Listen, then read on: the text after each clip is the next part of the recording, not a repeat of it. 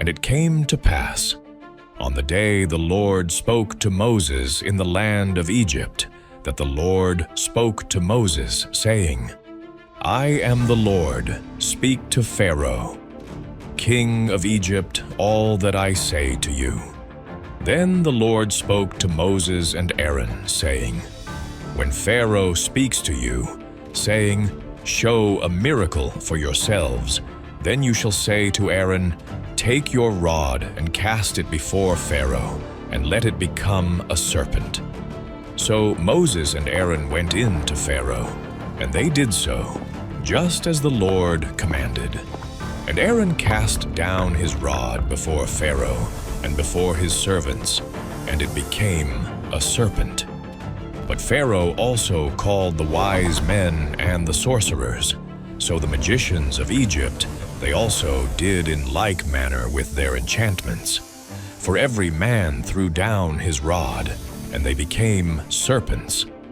But Aaron's rod swallowed up their rods. And Pharaoh's heart grew hard, and he did not heed them, as the Lord had said.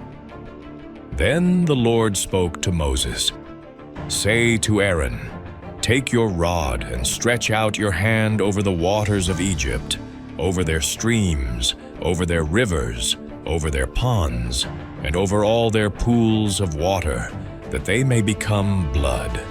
And there shall be blood throughout all the land of Egypt, both in buckets of wood and pitchers of stone.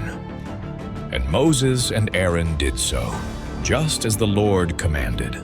So he lifted up the rod and struck the waters that were in the river, in the sight of Pharaoh and in the sight of his servants. And all the waters that were in the river were turned to blood. The fish that were in the river died, the river stank, and the Egyptians could not drink the water of the river. So there was blood throughout all the land of Egypt. Then the magicians of Egypt did so with their enchantments, and Pharaoh's heart grew hard, and he did not heed them, as the Lord had said. And Pharaoh turned and went into his house.